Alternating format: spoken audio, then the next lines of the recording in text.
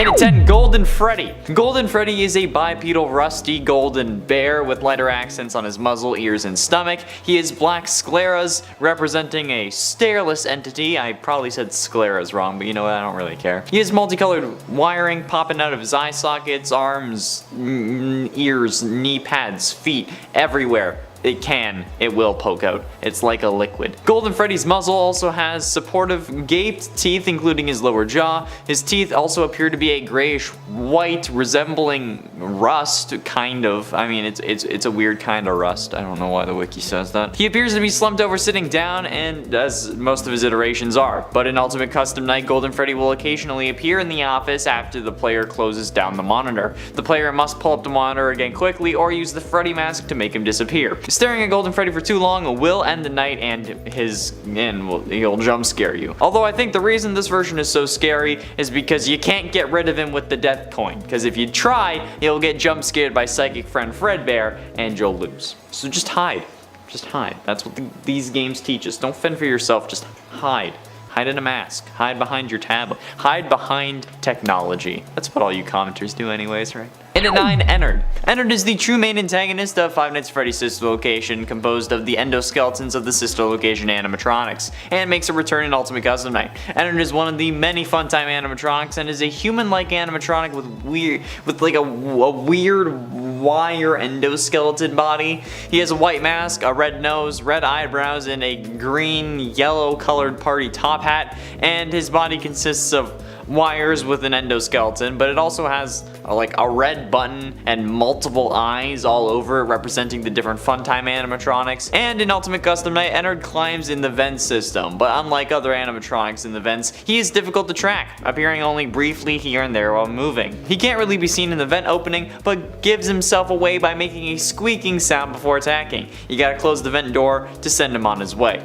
Aside from being just one of the creepiest animatronics design-wise, this dude is just a whole load of worrying crawling around through the vents. So yeah, this man is getting on the list 100%. And at 8, Music Man! Music Man is a viable animatronic from FNAF 6 Pizzeria Simulator and returns as an antagonist in Ultimate Custom Night. Music Man is kind of bipedal, although bipedal means you walk on two legs. This man eventually ends up having 4. I don't know if this version has 4, but he's white with pink accents on his eyelids, lips, nose, stomach, and has some purple accents around several areas. He represents a humanoid entity with spider-like legs blotched with purple coloring. His eyes are completely black with white pupils, similar to Freddy, and he has a black top hat guided with a white stripe, because of course, why do so many of these animatronics have top hats? His stomach contains a speaker with 2 separated speakers similar to the Funtimes. His symbol is yellow and has gray handles,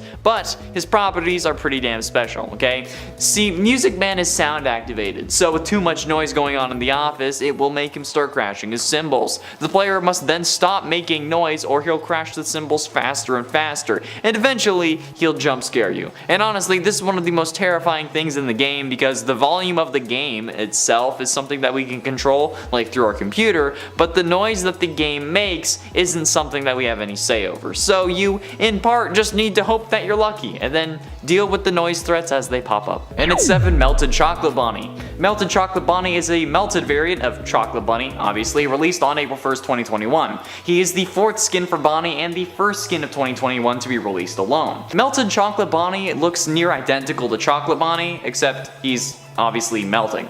He has way more holes than the original Chocolate Bonnie, some of which show more of his endoskeleton, and is now a slightly darker shade of brown. Finally, on his upper left arm, lower right arm, and left hand, various small sprinkles can be seen, kinda like those Little Debbie rainbow sprinkle brownies. It also took me forever to remember what the hell these were called. Even if it reminds me of a cherished childhood treat, this thing is still horrifying. It being melted gives it a more ruined appearance, like it just shouldn't exist, which just adds to the creep factor. It looks like a zombie, like a chocolate zombie, which isn't healthy because it wants you to eat it, but if you take a bite, then you also become a chocolate zombie too. And at 6, Jack-O-Chica.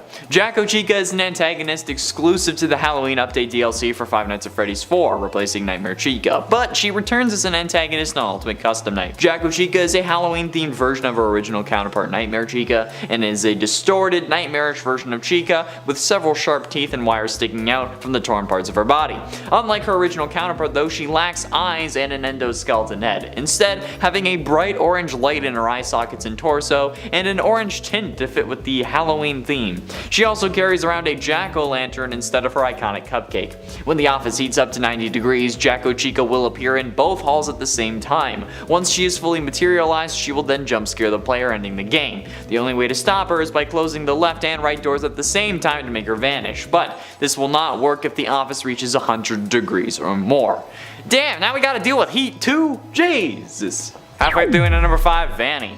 Now I know that currently all we know about Vanny is that she's being controlled by Glitch Trap and that she's supposedly supposed to be the security guard Vanessa as well, but there were so many people accusing Vanny of being a robot in the early days of the trailers. Now don't get me wrong, but if that happens I'm going to jump off a building and everyone has to watch. Turning Vanny into an animatronic would probably take away from the story of this game so much, and honestly that would just make another game with Afton as the villain, which I'm sure plenty of people are fine with, but I think we all know that I'm firmly against Afton being brought back yet again. Since if we're moving forward, I don't want to have to deal with more Afton. He's like the link to the confusing and mind-numbing timeline, and honestly it just makes me dizzy to think about it.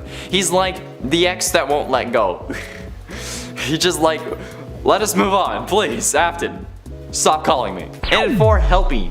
Helpy is a small plastic figure from Freddy Fazbear's Pizzeria Simulator. He is also a returning character as an opponent in Ultimate Custom Night. Helpy is a mini version of Funtime Freddy from Sister Location. He has a white body with purple accents, pink cheeks, the ones on his face, get your head out of the gutter, a small black top hat, short black eyebrows, and he has eyes that have purple eyelids and blue pupils. Against his original counterpart, he has 2 circular hands, 4 fingers, and has no toes and no faceplates. Helpy also seems to be pretty fragile, since every time the player fails in a minigame he ends up breaking his neck. R.I.P. Helpy. When Helpy appears in the office in Ultimate Custom Night, the player needs to click on him quickly or he'll end up getting too close with an air horn, agitating sound-sensitive animatronics like Music Man up at the top. He also increases by 1 fast coin every time the player clicks on it. And at 3, Clockwork Ballora. Man, with Minecraft getting those copper blocks, steampunk seems to be all over the place. Clockwork Ballora is Ballora's second skin and the first skin of the Screampunk event. Clockwork Ballora looks pretty much like normal Ballora, but is made entirely out of golden gears and plates, cause steampunk. Her crown and her shoulder pads have become large gears, and her lower legs, sections of her arms, and her pelvis are all colored in rust color, cause again, you know, steampunk. Her tutu is made up of a large gear rotating that also looks like it can play records, and her top is made up of another rust-colored bottom piece and a black-colored top piece with a rose pattern on it. Finally, the gold plates that make up her face, arms, and legs are welded into a Victorian-style set of patterns with some red-colored indents. But this time around, she comes with similarly styled mini-Rinas. The Clockwork mini-Rinas look like Clockwork Ballora, except their faces have blood stains and their eyes glow green, which is all the more menacing. Blood-stained faces. Love that. Penultimately, in at number 2, a surprise guest, Mr. Hippo. Mr. Hippo is a viable animatronic from FNAF 6 and returns as an antagonist in Ultimate Custom Night. Mr. Hippo climbs through the duct system trying to reach one of the 2 hoses in the office. The player needs to use the audio lure to keep him in place, or they can use the heater to push him back. He is fooled 100% of the time by the audio lure and faster than Happy Frog. However, most of the scare factor doesn't come from their behavior, okay, or their design, but this time around rather Mr. Hippo's death lines. You see, Mr. Hippo has a knack for going on about things a lot, going on tangents, kinda like me honestly, but he goes into like 5-minute long speeches that you have to deal with every time he kills you, meaning that if you get jump scared, you're boned for enough time to make a sandwich, which is annoying as hell. Get scared by him enough and eventually you'll end up being terrified of him because you know what comes after the smoke of the jump scare clears. And at 10, the puppet. I think I might have said this phrase more than any other saying in this goddamn world, but the puppet creeps me the hell out. Any form of the puppet is creepy as well. Like I don't even have a fear of dolls, which I believe is called pediophobia. Either way, the puppet is one of the creepiest creepy ass characters that I know of, and honestly after seeing how it walks in FNAF VR, I don't want to see it running around the Pizzaplex because that's some horrifically terrifying that I don't want to deal with. Not only that, but the puppet is supposed to be dealt with after FNAF 6, and if this game does take place after FNAF 6, like the appearance of Helpy in the first trailer suggests, the puppet has no business being in this game. So if it does show up, there are going to be some real issues with not only the timeline placement, but also like the lore, because I wouldn't understand what's going on at that point. I know that there's like those like little like nightmare puppet things, but like those are more like mini arenas, so... And at 9, the Stitchwraith. Now don't get me wrong, a Stitchwraith appearance would be insane and would give us a canon version of the character. Well, a canon kind of like appearance. However, the amount of crap that this would mess up is beyond comprehension. The sheer lore implications this one thing would reveal just sends shivers down my spine. That would confirm every Fazbear Frights book in the main canon of the game. And it would also confirm them mostly as written, which would screw up the whole it's a matter of interpretation thing that we currently got going on, saying that like, oh yeah, Andrew from the Man in Room 1280 is just representative of this. That, we couldn't say that anymore. Plus, I mean, from what we know of the story, it doesn't fit in properly whatsoever. This would be one of the weirdest ways to absolutely destroy the story of all the games. Like, the Stitchwraith has no sway in the story that we currently know for Security Breach. Don't get me wrong, the narrative we've been told could be a total lie and a giant misdirect, but come on. Currently, if the Stitchwraith shows up, I'm gonna be mad. And it ate the OGs. The original animatronics are definitely some of the most iconic from the series, the most iconic being Toy-Chica, obviously. However, the OGs appearing in Security Breach would be much like if the puppet had appeared. It, at this point, would have already been dealt with. The Happiest Day minigame set their souls free, and then their remnant was taken care of in FNAF 6's fire after Ennard as Molten Freddy got destroyed. At least if the games follow the novel story of the original animatronics remnant getting used in the Funtime animatronics. But even if they didn't, their souls were released in the Happiest Day minigame. That was the whole point of that minigame. So if the original animatronics show up, I'm going to be very confused. This whole timeline is very messy to begin with, so like we can use this as a way to sort everything out going forward. Like how I've been saying with the other two, these would just throw a wrench into everything that we've come to understand. And while this is par for the course for FNAF, I don't want to deal with it. And at 7, Nightmare-Chica. Nightmare-Chica isn't a selectable character in Ultimate Custom Night, but is rather a secret character in the game that is spawned in by Dee Dee. Nightmare-Chica's jaws will appear on the screen when she's spawned in. The player needs to turn on the power or AC to prevent her mouth from closing and never appear again.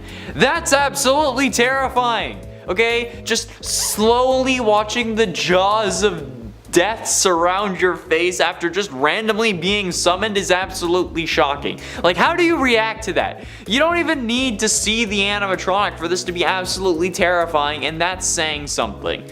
Like you're just chilling there, and all of a sudden, this little pops up, she's like, how unfortunate, and then boom, you got the jaws of sudden death surrounding your maul. Like, why did you have to do this to Mommy Chica, okay? In nightmare form nonetheless. At least put me in Toy Chica's mouth, damn it. And at 6, Springlock Suits. With this game seemingly being as far away from the first FNAF game as can be, it's been ages since Fredbear's Family Diner. So the Springlock Suits, which would appear at this location, would be an absolutely horrible idea to include in this game. The timeline placement is already finicky enough, but including animatronics that would have been decommissioned for decades would definitely confuse everyone. Especially me, because I'm one for choosing the most complicated and unlikely scenario, and then believing it so much that I dedicate a whole theory video to it, and then everyone gets mad at me in the comments. But if we see the Springlock Suits that were both destroyed for, well, kinda obvious reasons, I think it would be safe to say that it's a bad idea to have them make an appearance. Unless it's like in a form of like an Easter egg in a museum display or something similar. Halfway through, and at number 5, Big Bad Foxy.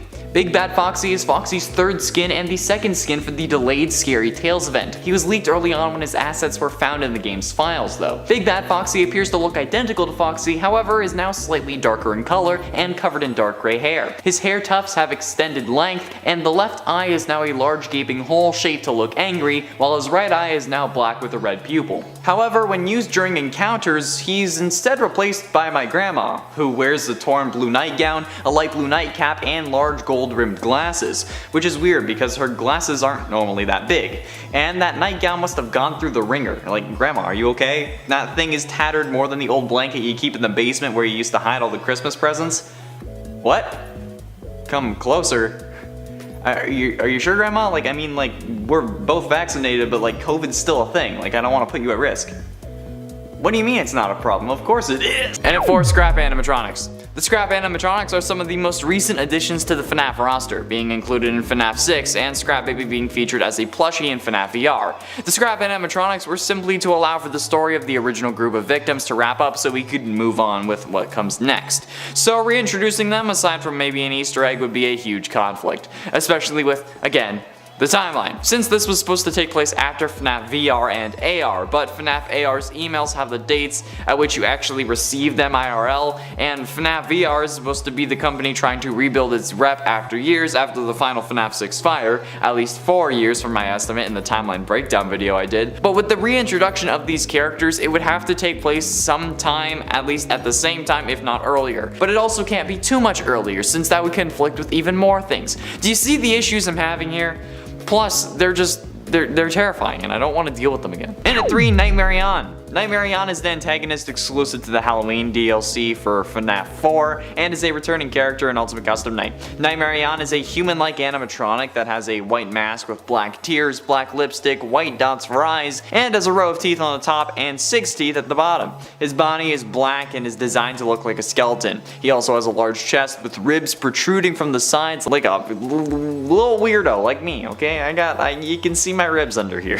Slender body, skeletal legs, and arms with claws protruding at the end, and with white stripes at the end of his fingers. During the night, Nightmarionne will appear if the mouse cursor lingers over him, and once that starts happening, the player must avoid the area where he is. Taking too long to do so will cause Nightmarionne to fully reappear and jump scare you, so don't do it. But ultimately, in at number 2, Springer Scrap Trap. I know I already mentioned the spring lock suits and Scrap Animatronics before, but I just wanted to reiterate that I don't want to see William in this game.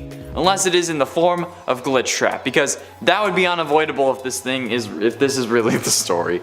But Spring Trap or Scrap Trap aren't good ideas, since again they should have been destroyed and William now exists as sentient code. So any physical manifestations of the character would have to be illusions if we get possessed or some hallucination. Although I don't know how Gregory would know what either version looked like, considering how, you know, he's a kid. But like, I don't know, maybe that's why Special Delivery includes Scrap Trap though, because that's the way that Gregory could understand what he looks like and able to actually hallucinate him if we do end up getting possessed by William and then he starts driving us crazy. Damn, now I like the way that this is going. Hallucinations aside, an actual real version of this character it would make me mad, okay? It's a pretty simple request. This isn't No Way Home. We don't need a multiverse and time travel from different aspects of the FNAF universe, okay? We don't need it. No matter how excited I am for No Way Home, we don't need it in FNAF. And finally, in number 1, Music Man Spider. Music Man was already a pretty creepy dude, okay? He feels like that uncle that's always standing around at family reunions when those were legal, and he's just chilling out in the corner, drinking. Yeah, Music Man just chills behind you in Ultimate Custom Night, and then just like the old neighbors, he tells you to keep the racket down, resulting in a jump scare if you make or cause too much noise. However, here comes FNAF 9 with some goddamn arachnophobia, fear hallucination or something like that, because Music Man now has 6 legs and is absolutely gigantic. Yeah, this got real interesting real fast, and editor, I'm sorry that I'm swearing, but this makes me mad. Considering how I'm arachnophobic, I really hate this guy. But those who are arachnophobic and robophobic are going to find these sections of the game absolutely unplayable. So have fun with that. At least I'm not scared of robots, I'm scared of spiders.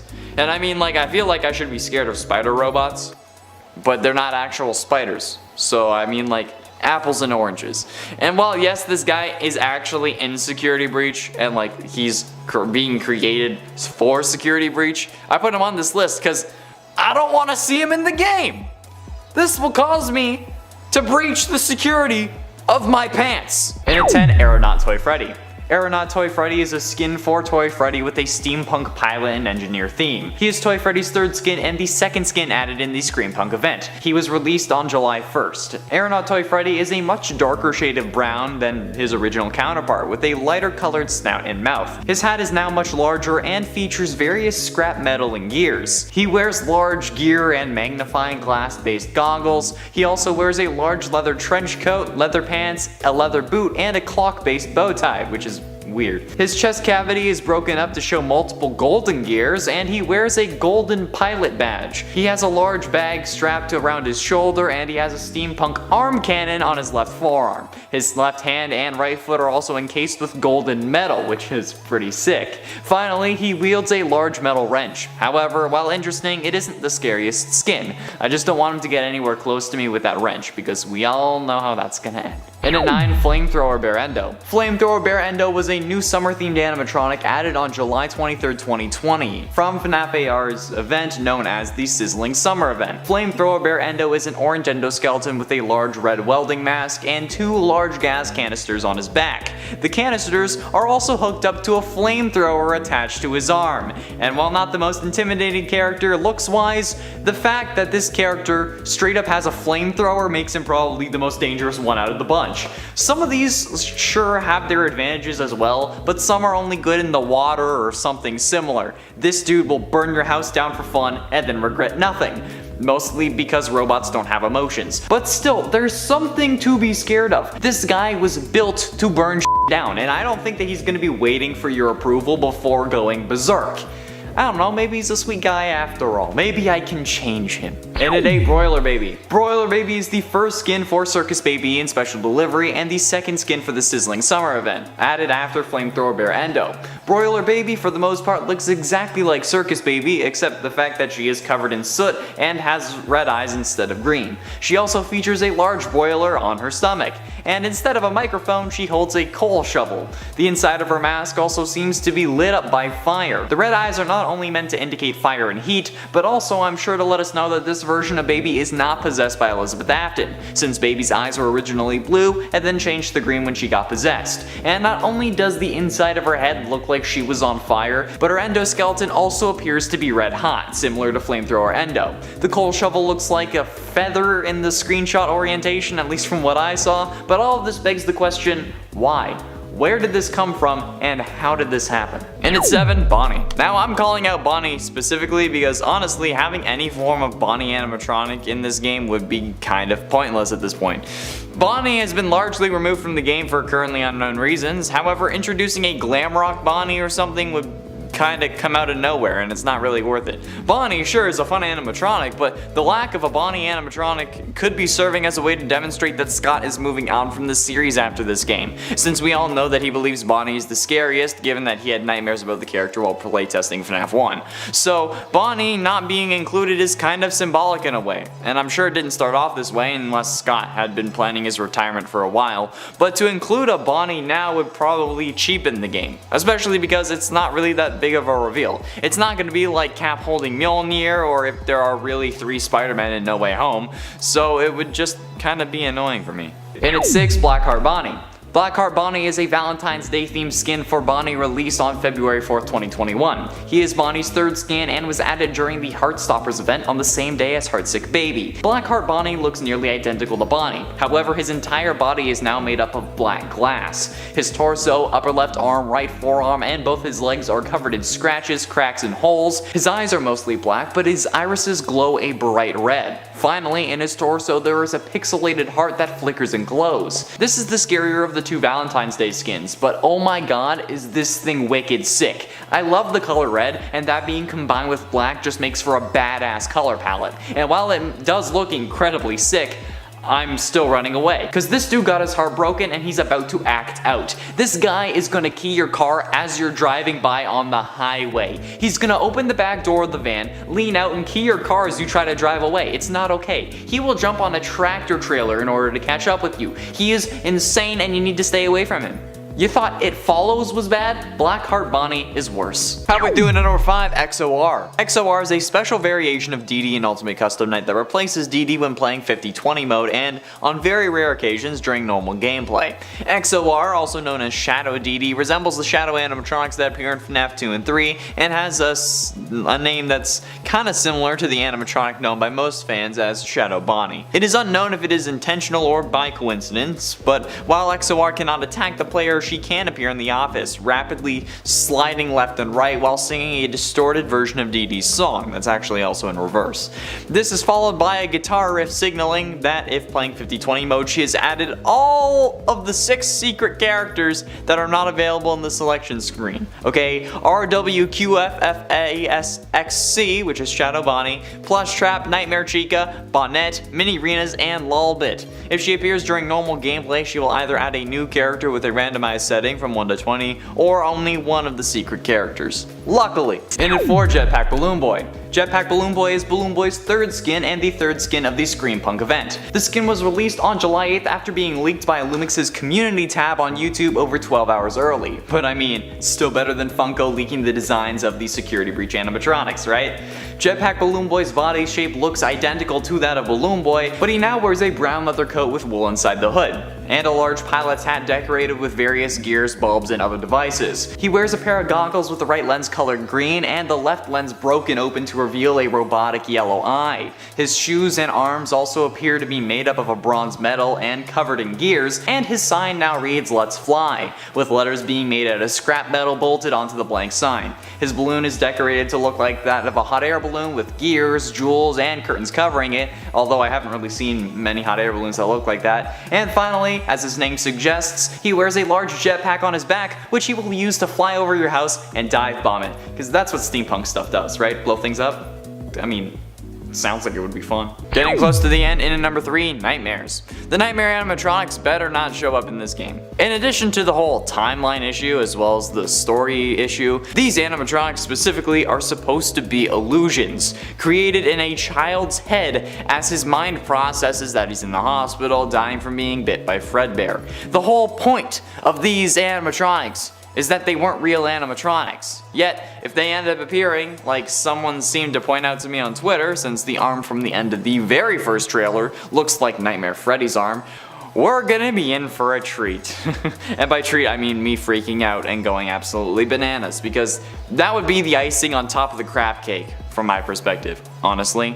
Plus, like I said, this would cause a whole kerfuffle, and it would mean that Afton is probably gonna come back. If they can find a reason to make imaginary animatronics real, and it's not just like in like a video game in universe or in William's mind, they would find a reason to bring William back yet again. And there would be nothing I could do about it. It would drive me insane. Penultimately in at number 2, Sunken Toy Bonnie. As the 2nd skin of the Wicked Tides event that had started as we released the last part of this list, Sunken Toy Bonnie is Toy Bonnie's 3rd skin. Sunken Toy Bonnie also looks basically identical to Toy Bonnie, but is made entirely out of brown and green barnacle covered wood. His stomach is colored with dull pinks, blues, and purples, and he appears to be made out of a more glossy shell-like texture. His bow tie is now made up of 2 purple scallops, and his cheeks have large lime-covered clams covering them. His ear has a large chip in it, and his tail has large vein-like strands of stone covering it. Finally, his eyes are a multicolored watery texture that looks somewhat like opal, or a very blurry coral reef. Basically, a Bonnie animatronic if they were a Scooby-Doo beach villain like the Ghost of Captain Cutler. Finally, in at number 1, Piranha Plush Trap. Piranha Plush Trap is Plush Trap's 2nd skin in FNAF AR and the 3rd skin in the Wicked Tides event. He released on June 7th after being delayed by 3 days for unknown reasons. We actually made a community post about this, and personally, this is one of the scariest FNAF AR skins ever added. Piranha Plush Trap is hardly like the original Plush Trap, except for like the face and being called Plush Trap. Now he's made of a more organic flesh-like material, even having realistic gums. His mouth is littered with long, thin, sharp teeth, and his eyes are extremely small and glow an ocean blue. On the sides of his head are 2 glowing orange gills, and his feet glow that same orange. His hands have orange webbing in between his fingers that also stretch out when his fingers move. Wonderful. His ears are covered with small barnacles, and his mouth, stomach, and right leg are covered in string-like algae that kind of resembles veins. Finally, his body is just covered in spikes, and his torso is split open, revealing his ribs. This thing is actually horrifying, and despite how terrifying it is, I hope we get to see it in another game instead of just special delivery, because damn, it's scary, but it's freaking cool.